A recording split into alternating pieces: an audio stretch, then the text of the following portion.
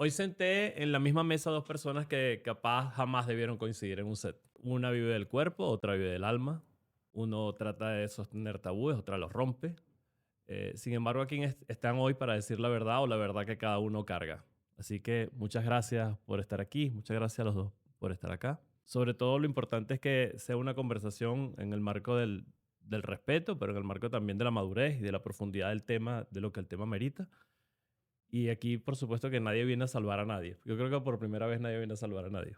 Así que muchas gracias, el padre Eduardo, Eduardo Soto, jesuita, abogado de la Universidad Católica, pero me contabas que además tienes tres títulos más. Sí, o sea, además del título de abogado, hice el título de Derecho Administrativo, especialista, y además el de maestría en la Simón Bolívar, en filosofía, y el título de doctor en paz y conflicto social en la Universidad de Manitoba, en Canadá. En Canadá. Aparte de la teología, que la estudiamos también aquí en Caracas, en el ITER.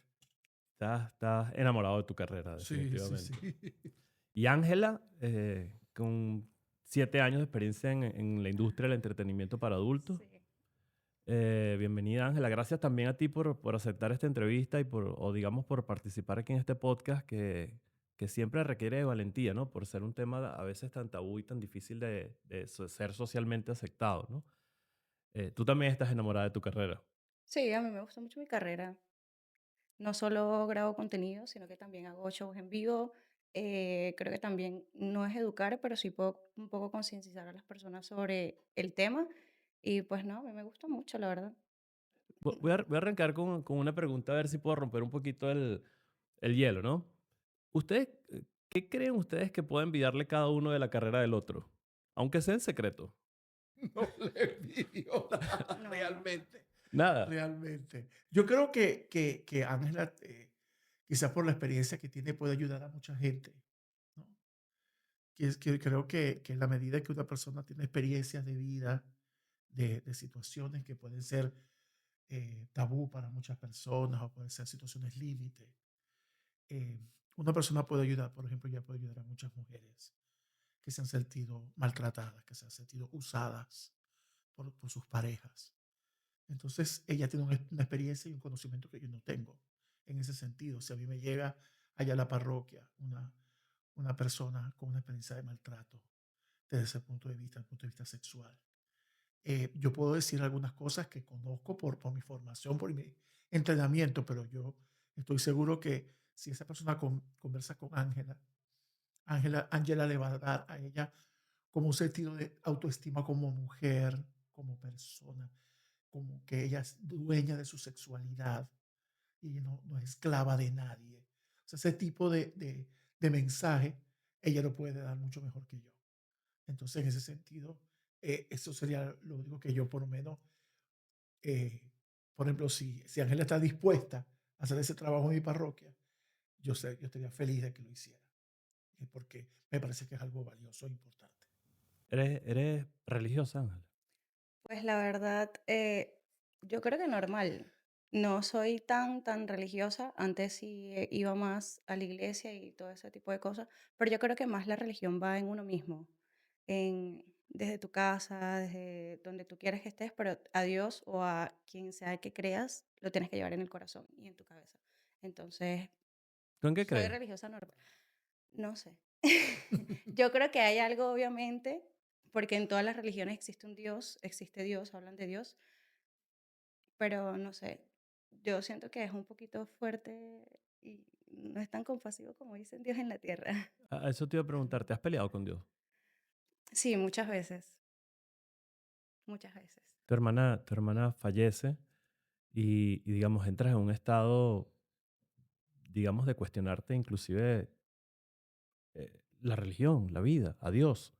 Fue algún tema más, ella también sufría del colon como yo, entonces como que se le inflamó el colon, fue muy tarde al hospital y en el hospital le inyectaron algo que fue lo que le produjo la muerte. Pero los planes de Dios son perfectos en este caso, porque ella también quería que eso sucediera, quería dejar de sufrir y quería dejar de estar aquí. Yo siento que ella está libre y está con él en un buen lugar. ¿Cómo fue ese momento? Es que no ha sido la primera vez que me he cuestionado sobre Dios. Desde mi infancia creo que me he cuestionado muchísimo sobre Él, porque me han pasado muchas cosas en mi vida que he tenido personas que he querido muchísimo, que han sido muy, muy creyentes y se han ido muy jóvenes. Entonces me he cuestionado muchísimas veces sobre Dios. O sea, Claro. por eso es que no sé si sí o si no, pero de que existe, Eduardo, existe. ¿no crees que de repente muchos jóvenes, como el caso de Ángela, digamos, colocan una barrera ante Dios por la forma como la religión presenta algunas doctrinas? Por ejemplo, te pongo un caso. Oficialmente el Vaticano no ha emitido un documento oficial sobre la pornografía. Sin embargo, existe un documento en el 2025 sobre la guía pastoral de los Estados Unidos, donde se pronunciaron y dijeron que la pornografía afectaba la dignidad humana y, digamos, fueron muy contundentes con ese espacio. Por eso cuando tú abres el podcast y la invitas a ella, posiblemente que pudiese trabajar en tu parroquia sobre mujeres maltratadas, desde mi punto de vista, esa es la forma correcta. Sin embargo, la Iglesia Católica fijó una posición sobre que afecta a la dignidad humana, a la familia, y son muy contundentes y categóricos a la hora digamos, de etiquetar a la pornografía. Claro. Fíjate, hay documentos anteriores incluso a esos, que salieron de los dicasterios de la comunicación. Hay un documento en aproximadamente del 2000 que habla y que advierte sobre lo creciente que está en la industria de la comunicación, en la industria del espectáculo, tanto la violencia armada, como la pornografía. Y entonces hacen una denuncia de que hay personas que no están preparadas para ver lo que están abiertamente promocionando y desarrollándose en los videos y en las comunicaciones. Y eso es del 2000, que todavía no existía el celular, no existía el smartphone como lo conocemos hoy en día, que bueno, que tenemos una camarita y tenemos un, Sí, pero estaban los CDs en ese tiempo. exacto, de los CD, pero fíjate, tenías que irlos a comprar, tenías que ver quién te los quemaba, tenías que exponerte de alguna manera. En cambio, hoy en día, sin exponerte, tú puedes ser la Madre Teresa de Calcuta y tú tienes un smartphone y puedes Claro. acceder a contenido pornográfico o contenido hiperviolento sin ningún tipo de restricción. Claro, pero yo siento que está en cada persona en lo que ve. Porque, ejemplo, yo hago contenido, yo lo que hago no es real, o sea, pero en realidad es un guión, es como una película, o sea, Sí, algo normal. Pero está en cada persona lo que quiere ver. Si quiere ver algo agresivo, lo ve. No es parte de, sí es también el problema de quien lo crea, pero también de quien lo consume. sí. Entonces, fíjate, la iglesia no puede partir de una decisión individual. ¿Por qué? Porque en la iglesia creemos en la comunidad. Es decir, para nosotros lo importante es la familia. O sea, el individuo no está solo, está siempre en relaciones. Entonces hay que cuidar al individuo. ¿Cómo? Cuidando las relaciones. Entonces, no puedes decir, no podemos decir, el niño es culpable de haber visto pornografía a los 6 años. No, el niño no es culpable de haber visto pornografía a los 6 años. Hay que establecer una cadena de responsabilidad.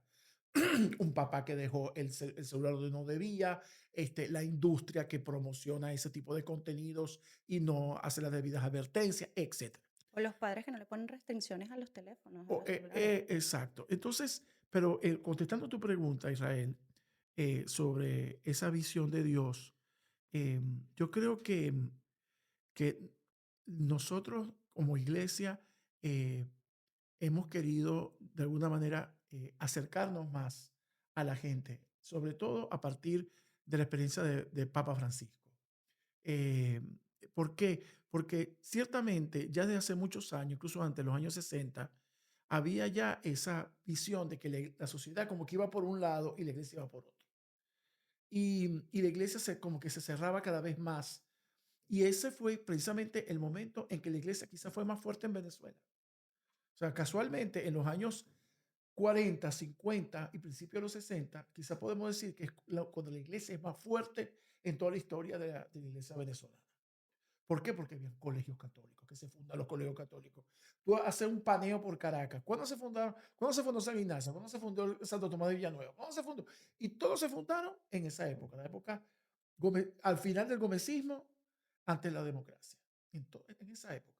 Entonces había todo un proyecto civilizatorio, se podría decir, donde era estricto, donde Pero estaba. no lo ves más como un proyecto político. No, bueno, político siempre va a ser proyecto porque si no hay poder, no, ¿cómo se puede desarrollar una civilización sin poder? es imposible. Pero ¿qué pasa?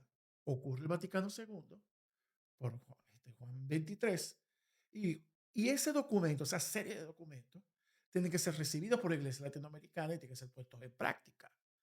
¿Y qué pasó? Bueno, los tildaron a todos de comunistas, ¿verdad? Medellín, Puebla, la teología de la liberación, etcétera, que la teología de la liberación tiene mucho que ver también con estos temas. Tienes mucha razón, Eduardo. Sin embargo, vamos mucho más a esa palabra que acabas de decir, o mucho más a la práctica, ¿no? Te voy a poner un ejemplo. En mi empresa o en las empresas que manejo, muchas veces yo invito a los colaboradores, los compañeros de trabajo que tengo, a que cuestionen inclusive mi forma, a que me reten inclusive en mi propio terreno, ¿no? Ujú. ¿Alguna vez has retado, o alguna vez te has sentido que la forma de la iglesia católica no es la correcta? Y te hago esta pregunta. ¿Qué es más dañino para el alma? ¿La restricción sexual o el exceso? No sé qué No Ángela, sé, ¿qué yo creo piensa? que tiene que ser balanceado. No, ni tan restringido ni tan exceso, ¿sabes? Mira, No sé. las Pero normas, ser balanceado, digamos, va en contra de la pornografía, pero también en contra del pero es que la iglesia lo que quiere celibato, ¿no? no es restringir, sino es orientar. Y el celibato nunca es forzado. O sea, la iglesia no te forza a que No, o sea, yo libremente escogí, y no solamente el celibato, porque el celibato es sencillamente el no casarse. Yo ok. tengo un voto de castidad que es mucho más estricto en el sentido de que el voto Pero de, tú no lo pudiese romper el voto de castidad es, voluntariamente. Es decir, mira, yo sigo siendo un padre católico, pero no quiero ser voto de celibato. mira, si tú quieres ser un padre católico y no quieres tener el celibato, no puedes ser padre católico. ¿Por qué? Porque un padre católico está definido como una persona que le hace una promesa de obediencia al obispo, es decir, siempre está bajo obediencia, y además tiene unas restricciones en cuanto a sus relaciones para poder precisamente desarrollar de la mejor manera su ministerio pastoral. Es decir, no se puede entender el voto de castidad ni la promesa de celibato que hacen los sacerdotes, ¿verdad? Si no se entiende dentro de un contexto en el cual la persona, gracias a eso, se libera, se libera auténticamente de una serie de expectativas que la sociedad tiene con respecto a los hombres, o en el caso de las monjas con respecto a las mujeres. Es decir, que entonces desde ese punto de vista el deseo es pecado. No, el deseo no puede ser pecado. Primero ¿Has porque, sentido deseo tú? claro, es que el deseo no es pecado, el deseo nunca puede ser pecado. El deseo nunca puede ser pecado. El pecado tiene que ver con una voluntariedad de hacer daño, de hacer daño. Cuando tú quieres hacer daño O y sea, hacer el deseo sería deseo, biología, lenguaje. el deseo, el deseo está allí. Es como nosotros no le llamamos deseo, le llamamos pulsión sexual. ¿Verdad? La pulsión, ¿verdad? Cuando te levantas en la mañana, lo que sea, ¿verdad? Una pulsión sexual que ocurre normalmente en la vida de un hombre y de una mujer no puede ser pecado. Ahora, que muchas gente la hayan interpretado como pecado para controlar a los hijos, ¿verdad? O para controlar a la pareja, eso es otra cosa. Y se aprovecha del discurso religioso. Pero la pulsión sexual como tal no puede ser pecado. Ángela, tú vives del deseo. Tu negocio principal es el deseo. Sí. Eh, que ¿No piensas que vivir del deseo es inclusive manipulación? ¿Cómo así? Es ¿Manipulación decir, a qué o quién? es cuando ¿no crees que hacer del deseo un negocio, escuchando a Eduardo que dice, bueno, el deseo es biología y va a estar allí y está en el autocontrol de que tú puedas manejarlo y digamos, según entiendo Eduardo, sería algo así como para no tener un elemento distractor en tu servicio a Dios, ¿no? En cambio, la pornografía estimula ese deseo distractor. Cuando no crees que de repente eh, vivir del deseo sería manipular de repente una mente débil. No, yo no creo eso. O sea, yo creo que el consume mi contenido o cualquier contenido para adultos es responsable de lo que hace, ¿no? Porque yo lo manipule, porque yo a nadie le digo, mira ahí, ve mi contenido o cómprame mi contenido, ¿sabes? O sea, cada persona es libre de hacer lo que quiera y ver lo que quiera. Bueno, ahí hay un disenso entre lo que Angela piensa y lo que la iglesia o lo que yo puedo pensar. Ok. ¿Ves? Porque ella está en una industria del entretenimiento y no todo entretenimiento te favorece, ¿ves? Entonces, es como si yo dijera, no, yo me puedo comer cualquier comida con tal de satisfacer mi hambre. No, porque hay comida que te puede envenenar. Claro. Y a lo mejor en el primer momento que te la consumes, es una delicia, qué rico me sabe, pero de repente te das cuenta que no puedes vivir sin esa comida y se convierte en una adicción. Entonces, cuando se convierte en una adicción, pierdes libertad. Y cuando pierdes libertad, pierdes dignidad, porque te conviertes en esclavo. Entonces, hoy es Ángela, mañana es Michelle, pasado mañana es Manuela. Es decir, te conviertes en una persona que se esclaviza con unas imágenes, con unas que no es ella, son las No, yo imágenes no que soy ella proyecta. esclava. Exacto, Yo no lo es hago ella, cuando no es quiero. ella, eso. Y entonces la persona se esclaviza, igual que pasa con el que vende ciertas psicotrópicas. No se las toma, pero sabe a quién vendérsela. ¿Para qué? Porque necesita tener el dinero, ¿verdad? Independientemente de que el daño que esté haciendo. Entonces no se responsabiliza del daño que estoy haciendo. ¿Por qué? Porque la otra persona, él la compra porque quiere. Entonces caemos en ese juego donde por la responsabilidad individual, yo me desconecto completamente de la responsabilidad social que yo tengo como ser humano, porque yo no soy solamente un individuo, yo soy un individuo que tiene relaciones sociales, políticas, ¿verdad? Que desarrolla ¿Has tenido alguna vez cultura. algún adicto a tu contenido? ¿O que tú sientas que es una persona fácilmente manipulable desde el punto de vista sexual? No, he tenido compradores normales, no he tenido un adicto de que, ay, quiero que me mandes esto, aquello, no. O sea, yo creo que han sido muy normales, la verdad. Yo más que todo trabajo es para productoras. Con productoras yo vendo mi imagen con productoras y las productoras son las que distribuyen el material. O sea, yo como tal de vender yo contenido, sí lo hago, pero no lo hago constantemente. O sea, no vivo completamente de vender contenido. Así que no, no tengo ningún Pero cuando sí. tengo entendido que tú has grabado con varias productoras, inclusive europeas, has hecho ya varias Y escenas americana, importantes, sí. europeas y americanas, ¿no? ¿Cómo te sientes con eso? ¿Te sientes bien de haber tenido una carrera importante por más de 7 años? Pero en el momento que prenden las luces y entras en una escena y haces una escena que te genera dinero y que la productora queda contenta, ¿quién es, quién eres cuando apagan las luces? ¿Qué sientes ahí? Soy Ángela. Yo cuando entro a grabar soy mi personaje. O sea, soy lo que está en el guión, soy el personaje y ya está, pues.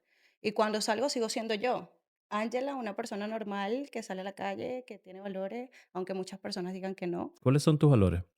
Yo creo que yo respeto mucho también a las personas que quiero. La, les tengo mucho amor. Ay, ¿por qué? Es que no quiero.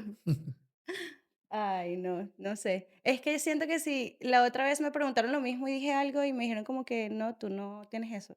Entonces es ¿Y te como, afecta que la gente te ¿Qué? ataque? en realidad no me afecta que la gente me juzgue o me señale con el dedo porque mis familiares no lo hacen. Mi abuela, que es la persona que para mí es como mi madre, no lo ha hecho nunca. Entonces una persona externa no, no me va a afectar, menos cuando salió la primera escena que salió mía. Eso fue un boom horrible y fue como mucho hate y mucho señalamiento. Entonces, por mi abuela es como que no me afecta nada externo a eso.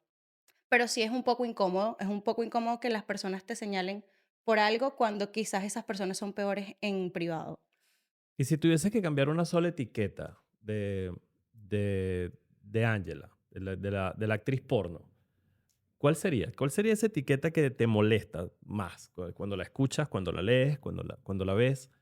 Si tuvieses el poder, el superpoder de quitarte esa etiqueta, o sea, algo.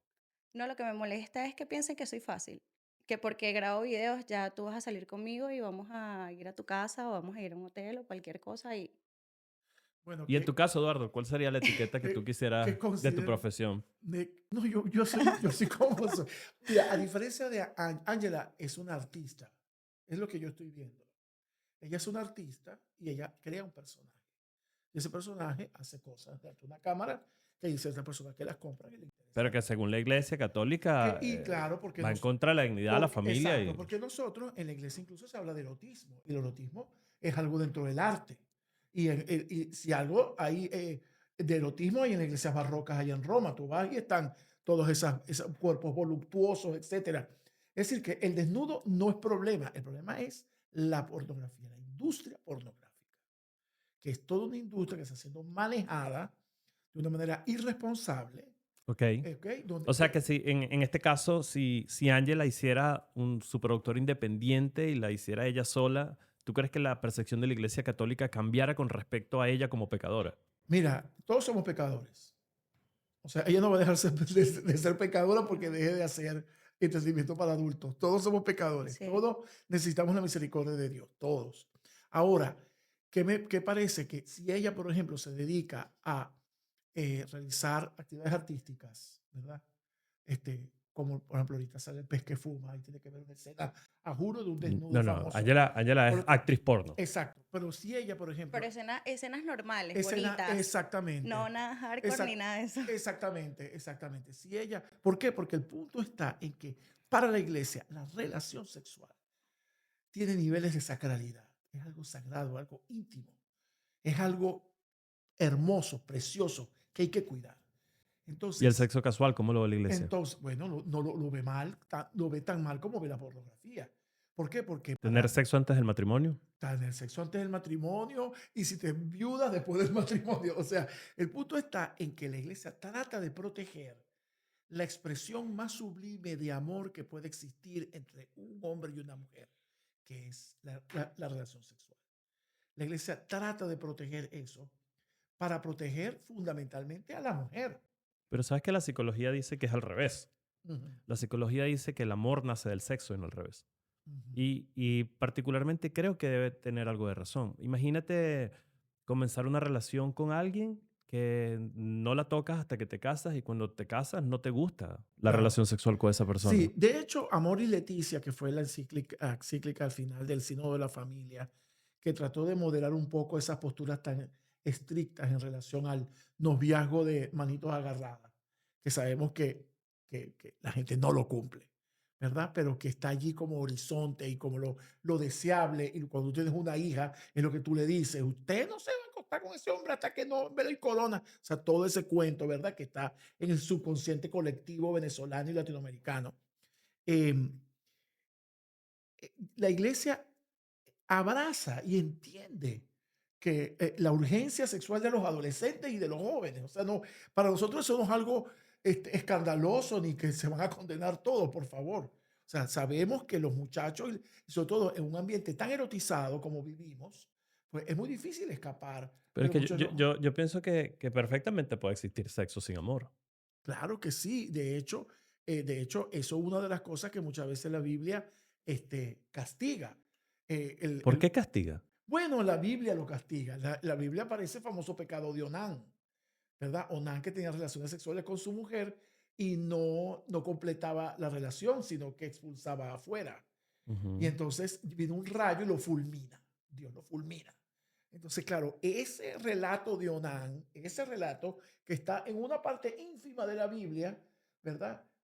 Ha justificado años y años y años de persecución Y de miedo, de y de terror. miedo y de terror en relación ¿Y no crees que por esa manera de la Iglesia Católica presentar algunos argumentos es que existe este tipo de rebeldía y este tipo soy más directo, no solo en la industria pornográfica, sino esta rebeldía que existe hoy frente a la Iglesia Católica que pareciera que esta es la época donde han perdido más Mira, fuerza durante todo si el tiempo? supieras que más que la Iglesia Católica, que la Iglesia Católica siempre fue muy permisiva en el sentido de que por comprender al ser humano, permitió muchas cosas. La industria pornográfica nace realmente en los Estados Unidos y se fortalece en los Estados Unidos. ¿Y en dónde? Y en Europa también, ¿no? Sí, pero más que todo en Estados Unidos, el Bible Belt. O sea, toda esa parte de la Biblia, de esos puritanos que supuestamente no parten un plato y parten la vajilla completa.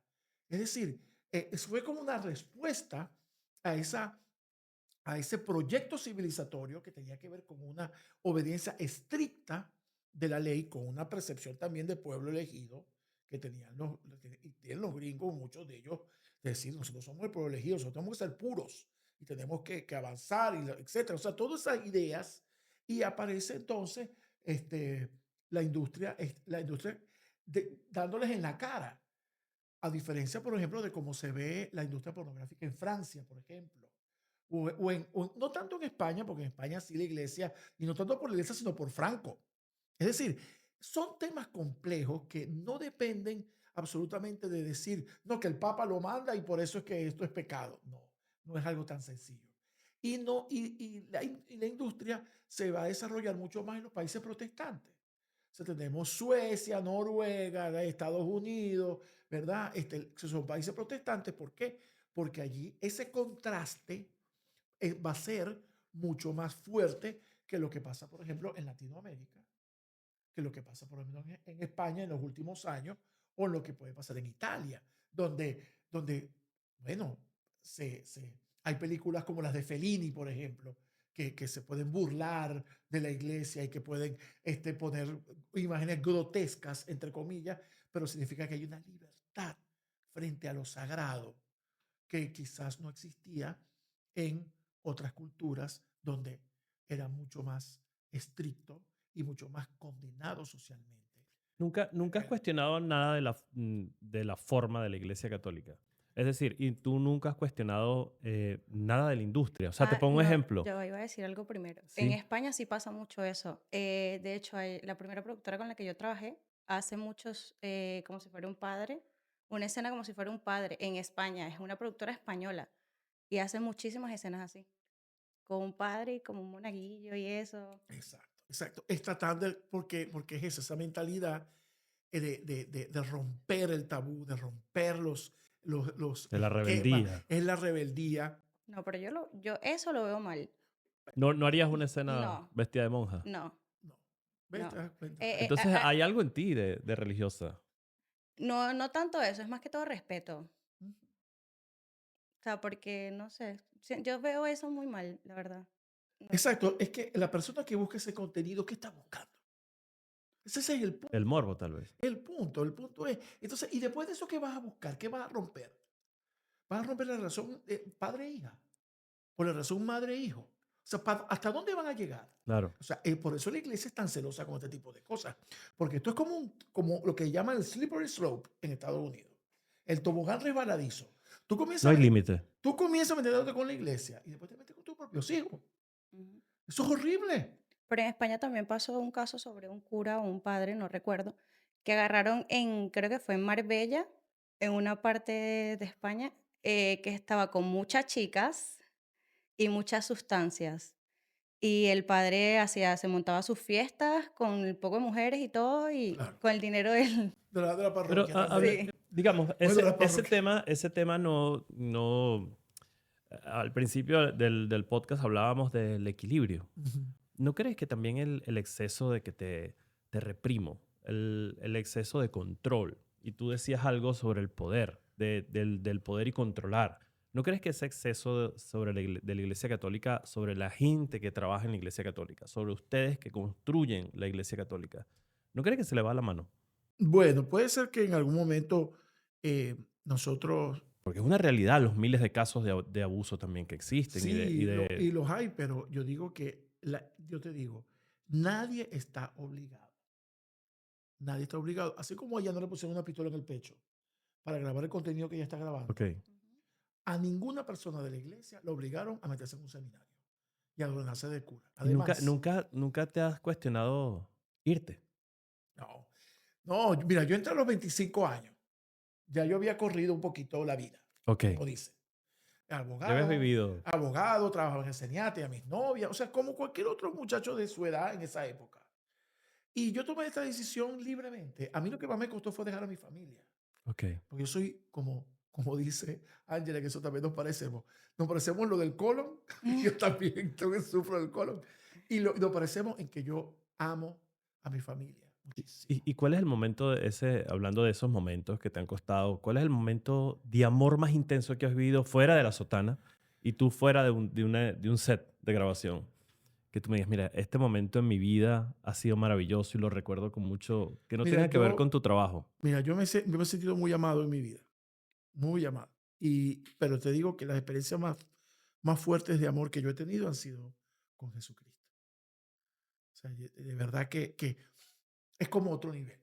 ¿Cómo te lo explico? Es como una sintonía. Es como uno puede tener relaciones hermosísimas con otras personas y llegar a una intimidad muy grande y uno la agradece y uno la recibe y es algo hermoso.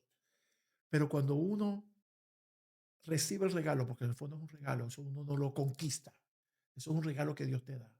Cuando uno experimenta el amor de Dios, la plenitud del amor de Dios, aunque sea por un instante, eso te cambia la vida. Eso ya tú no puedes ver las cosas de la misma manera. O sea, ya tus ojos ya no pueden ver las cosas de la misma manera. Entonces, esa es como y entonces ahí podemos conectar con el tema que estamos hablando. ¿No te apetece tener una familia? Mira, Ver siempre crecer a tus hijos, ver... es hermoso. Yo estaba viendo tu Instagram y a tus chamos y a tus chamas y a tus chamitos y yo decía, qué bonito, que como mis hermanos, yo tengo 21 sobrinos y Ok, sobrinas y soy feliz y ninguno ahorita vive en Venezuela, lamentablemente. Este, y yo amo a mis sobrinos, a mis sobrinas, las amo con todo mi corazón. Pero también así amo también a toda la gente que yo he podido conocer gracias al ministerio que yo he vivido. Y yo he podido ser acompañante de dolores que a lo mejor si yo hubiera tenido mi propia familia, nunca hubiera conocido. claro. De situaciones que yo viví, por ejemplo, en el Nula, en el Alto Apure, o lo que yo viví en Canadá con exconvictos, que vivía con ellos. Y muchos de ellos incluso habían sido condenados por child pornography. Ok. Y era gente que estaba completamente condenada por la sociedad. Completamente. Porque una persona que le declaren culpable de eso, se le acabó la vida. Casi le están diciendo, ¿cuándo te vas a suicidar? ¿Cuándo te vas a suicidar? Sí, ¿Cuándo te vas a totalmente. suicidar? Es así, porque no creen en su rehabilitación. Y yo estuve ahí precisamente para creer en su rehabilitación. ¿Crees en la rehabilitación de un pedófilo? Creo en la rehabilitación. Claro, no son procesos fáciles, no son procesos fáciles. En Canadá y en Estados Unidos incluso se discutía sobre la castración química. Yo nunca he estado de acuerdo con eso. Yo soy defensor de la dignidad humana eh, a- hasta el final en ese sentido y por supuesto tiene que tener restricciones, hay que proteger a los niños, eso es lo principal, no hay duda de eso, pero tampoco se puede condenar a una persona por algo que haya hecho en su vida. Siempre se le puede dar una oportunidad. Y en tu caso, Ángela, ¿qué momento de amor has recibido tú que recuerdes con mucho cariño, en tu corazón esté alojado ahí de manera especial? Fuera del set. El primero fue cuando nacieron mis dos hermanos, porque fueron los que me dieron, obviamente, ganas de seguir adelante, porque yo sufro de depresión y ansiedad también, pero no tiene nada que ver con la industria, es un tema aparte. Entonces, cuando nacieron ellos, creo que ha sido el primer momento de amor más grande que yo he vivido. El segundo ha sido 2, 3 años, no mentira, como 4 o 5 años después de mi intento de suicidio, que fue en España, que fue cuando otra vez volvieron las voces en mi cabeza y yo pude autocontrolarme. Y me senté en la bañera ese día y yo misma estaba hablando conmigo misma y con quien me estuviera escuchando, no sé si Dios, no sé si los ángeles que tengo, pero ese fue un momento también muy bonito, porque entendí que yo soy más y yo puedo más que eso. Entonces, como que no tomé el paso que había tomado hace 5 años. Y el tercero fue el reencuentro con mis hermanos cuando vine en diciembre de 2023, que fue la última vez que abracé a mi hermana. Y ese momento, Ángela, cuando te querías quitar la vida, dices que hablaste con alguien que no sabías quién era, pero que te ayudó. ¿No crees que pudiese haber sido un testimonio de religión activa? ¿No crees que puede ser Dios? ¿No crees que puede ser algo que va más allá de lo que nosotros podemos entender, que tocó tu corazón y te salvó? Es que no lo sé, porque yo también cuando paso esos momentos hablo mucho con mis seres queridos que están en el cielo cuidándome y que yo sé que siempre han sido ángeles para mí. Entonces, no sé si haya sido un poco de todo, un poco de Dios, un poco de ellos y también de mí misma, del querer no volver a caer en lo mismo. Entonces, ¿Qué crees tú, Eduardo? ¿Que haya sido una manifestación? Mira, la trascendencia, ellas tienen una relación con las personas que han pasado por su vida y ya no están aquí físicamente, pero que la siguen cuidando y la siguen amando. Y Ángela tiene que saber que si su abuela la ama incondicionalmente, ¿cuánto más no la va a amar Dios que la creó? Que la creó desde el infinito, desde el principio de los tiempos. Tenía pensado, perdonen que me ría. pero, bueno, sí, pero No, pero Dios, no me río de mala manera, sino que yo siento que Dios no me ha mostrado su amor durante mucho tiempo. Sí, Cuando más lo he necesitado, cuando más le he pedido o cuando una persona que he querido muchísimo ha estado pidiéndole y sí. Bueno, no ha estado para mí. Entonces, por eso exacto. yo digo, si existe o no existe, no lo sé porque yo Claro, todavía no lo he sentido tanto como tal en mi vida. claro. Ahí lo único que te puedo decir es, cuando pienses en eso, mira a Jesucristo en la cruz. Porque perfectamente Jesucristo en la cruz pudo pensar exactamente como tú estás pensando. Y decir, dónde está mi papá? Mira lo que me están haciendo. Mira todo lo que me están haciendo. Mira cómo me flagelaron. Mira cómo está mi madre llorando por mí. Cuando yo lo que hice fue hacer el bien y hablar bien y ayudar y curar y sanar y perdonar a la Magdalena y hacerla mi amiga, aunque la gente me criticaba. Bueno, pero al menos tenía quien llorara por él. Eso. Y entonces ahí está. Quizás esa imagen de Dios como un Dios providente, o como un papá providente que tiene que estar encima de ti, que tiene que cuidarte. Y si no me cuidas, me decepcionaste. No sirves como papá. Quizás es lo que haya que revisar y ver más allá dentro de ti, donde está ese auténtico amor que va mucho más allá de lo meramente pues, sensorial o sensitivo. Fíjate, tus mayores experiencias de amor se identifican plenamente con las experiencias de amor de una persona que ha hecho un voto de castidad.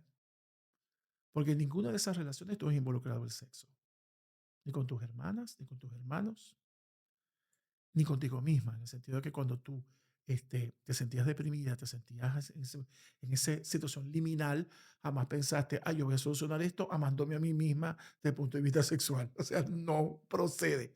¿Por qué? Porque es mucho más profundo. Y es precisamente esa profundidad de la que Dios nos trata de hablar y esa es la tradición bíblica, o sea, todo lo que está en la Biblia y todo lo que vivió Jesús es una tradición de miles de años, ¿verdad? Que trata de hablar de un Dios que está perdidamente enamorado de la humanidad, que quiere salvarla, que para salvarla envía a su hijo y a su hijo le hacen lo que le hacen, pero que la cosa no termina allí, sino que su hijo resucita y hay una comunidad de hombres y mujeres que creemos en ese amor, que creemos que Jesús es nuestro Señor y que Él y ese modo de ser de Él, el que nos orienta a transformar el mundo. Y lo hacemos desde la convicción de que por mucho que uno pueda ser este, eh, insultado, que uno pueda ser, eh, eh, que pasa por situaciones difíciles, siempre el amor de Dios puede ser más grande. Y ese amor de Dios no se tiene que manifestar de manera mágica, sino que se puede manifestar incluso como se te manifestó a ti. En el sentido de decir, yo puedo salir de esto. ¿Qué opinas de eso, Andy? No, yo creo que fue más por mí que por Dios, la Mm. verdad. Por todas las veces que pasé eso, por todas las veces que lo hice y no sé, yo no sé. Sé que existe, obviamente existe. Y lo busqué muchas veces, sí, muchas veces busqué, iba muchísimo a la iglesia y todo eso, pero de hecho hay personas que han hecho mucho daño en este mundo y van mucho a la iglesia. Ujú. Te lo digo desde mi experiencia porque conozco a varias personas. Entonces creen que así ya han dejado de hacer daño. Entonces yo preferí, creo que, estar conmigo misma y con quien exista en mi casa y eso, que en creer realmente, porque no sé, yo siento que no he tenido la cercanía que tú has tenido con él, ¿sabes? Entonces no puedo dar un punto de vista así como que, No, no, es que no. Si Dios se sentara aquí con nosotros, ¿a quién creen ustedes que abrazara primero de los dos? Yo creo que a los dos. a los dos. A ella más bonita. A ella Estoy de acuerdo, Eduardo. la abrazaría, la abrazaría primero a ella. Pero fíjate, Ángela, una cosa también es que, mira, Dios nunca va a forzar nuestra conciencia. Y lo más bonito es que tú seas coherente con lo que tú crees, con lo que tú has vivido y has experimentado. O sea, es mucho más valioso, y Papa Francisco lo dijo varias veces, prefiero un ateo honesto que un católico como lo que dice ella, de que va para misa y entonces después hace lo que da la gana y cree que la iglesia y lo que hace en la iglesia es la indulgencia, el permiso para después maltratar a quien te dé la gana y no, señor. Em, lo más bonito es que, o lo digo que ya así como para ir cerrando, es como que no te abra, no te cierres a esa posibilidad. Es decir, no de que tú vayas a conocer a Dios, sino que tú te dejes conocer por Él. Que Bueno, ya casi me voy con él una vez.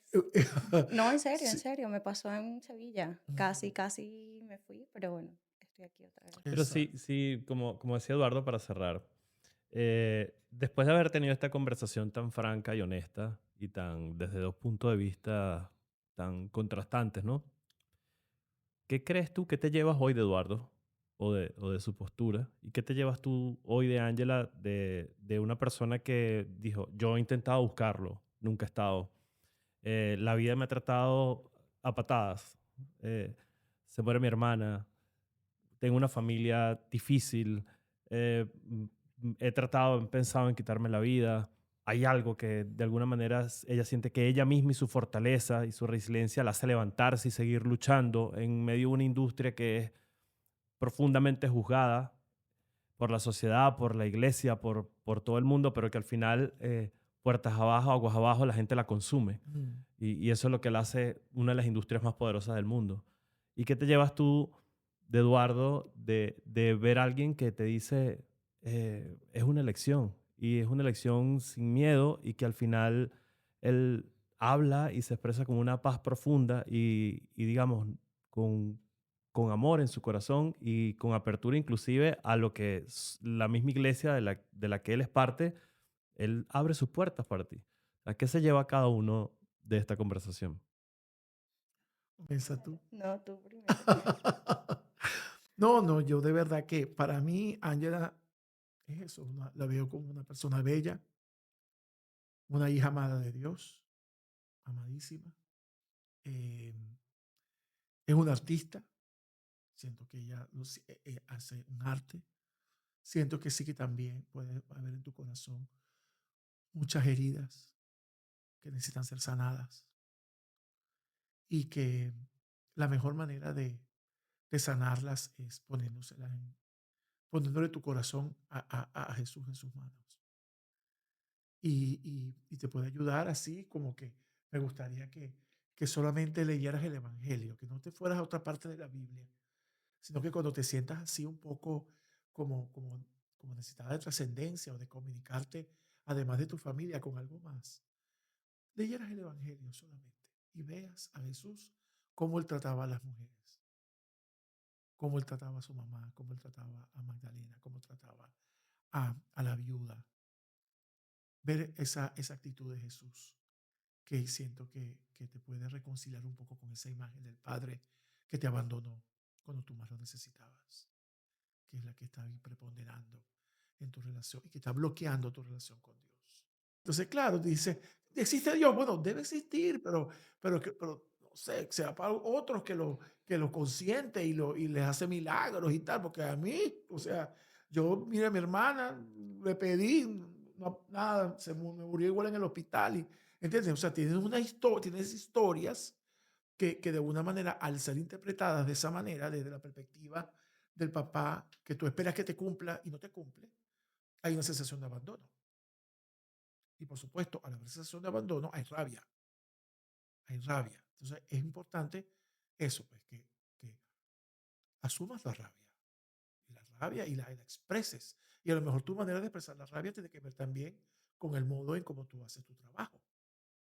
Es decir, o sea, todas esas cosas están involucradas. De hecho, a los actores, a las actrices les dicen, mira, acuérdate lo que te pasó, que no sé qué, y de ahí sacan la fuerza.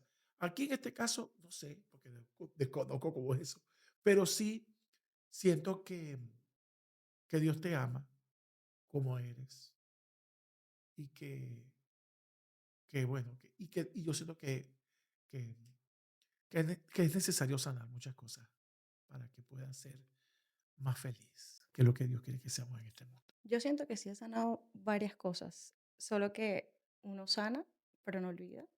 Y cuando las heridas que están sanadas pueden ser constantes, o sea, puedes ver a la persona que te la hizo constantemente, es un poquito más difícil, como que de sobrellevar día a día las cosas. Eso. Y yo siento que me llevo de ti que eres una persona muy respetuosa, que no tienes tantos prejuicios como muchos y que realmente sí podría hablar contigo, sentarme a hablar contigo y aprender muchas cosas más sobre esto y quizás conectar un poquito más con Dios, como tú dices, a ver qué tal me va, porque no, obviamente no me cierro, nunca me he cerrado las posibilidades de ir de nuevo a una iglesia o de nuevo, pero no voy a dejar de ser quien soy, obviamente, porque yo siento que el único que puede juzgarme es Dios. Y es el único que me va a perdonar. Es el único que me va a decir si estás conmigo o no estás conmigo. Entonces, obviamente sí, no me cierro a eso. Y la verdad que agradezco haberte conocido porque no pensé realmente que fueran como tan, eh, ¿cómo te digo? No sé. ¿Tú crees que tendrías prejuicios? ¿Tenías Yo, prejuicios? sí, yo pensé que serías como más duro, más que no, que yo lo veo súper mal, que tú eres una pecadora, nadie te va a querer. Entonces, no, siento que la verdad sí ha sido un podcast interesante y me llevo algo bueno de aquí. Yo creo que es maravilloso lo que ha pasado en estos 45 minutos de ver a una Ángela determinada que está segura de lo que hace, le gusta lo que hace, trabaja en su industria, pero creo que algo se movió en ella hoy. Creo que algo has hecho hoy de que la moviste y agradezco tu brutal honestidad eh, tratando temas tan delicados como lo es la iglesia, ¿no? Como lo es tu profesión y que creo que nos has regalado un poquito de abrir ese libro y poder explorar un poquito más adentro, lejos de lo que van a decir, porque capaz después de este podcast va a salir gente de tu misma industria a decirte que cómo vas a hacer eso, tú tenías que haber tenido una postura más fuerte, te pasaste, van a mandar cartas y correos Al obispo. al obispo. Pero yo creo que de esto se trata, ¿no? Y de eso se trata de este espacio, de que ha transcurrido un total respeto y hasta yo puedo decir que me han movido los dos. Me han movido los dos desde el dolor, desde el amor y yo creo que siempre hay que tener una bandera blanca. Sí, qué bueno. Gracias. Bueno, Muchas de gracias, verdad Eduardo. a ti, Ismael, por Gracias, Ángela. invitarme. Gracias. Gracias. Sí. Bueno, Ay, ajá, y usted no me Ay, dijo. claro.